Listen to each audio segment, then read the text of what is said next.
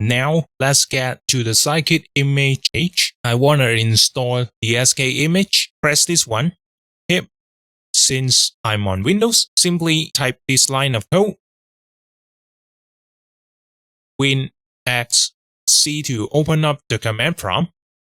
Get into the virtual environment, which is in the ST folder of my D drive. Your environment's name might not be ST. It might be called whatever, something like that. Depends on your own installation setup. Feel free to refer to this video for reference. Inside environment ST, simply navigate to the scripts folder and activate it. Now I'm in the environment ST, then -m here, pip install -u Scikit-Image. Now it starts installing. It shouldn't take long, from what I remember. Done.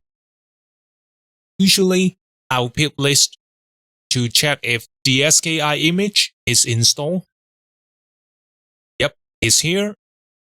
SciPy and Scikit-Image with this screen. Usually, I'll just open up Python, simply import Scikit-Image.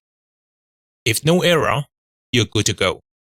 Wait for a while, since the library is quite big. Yep, everything's fine. Let me exit this session. Exit and then deactivate the environment. Then I can start using SciPy on photo editing, image recognition, something like that. That's it for today.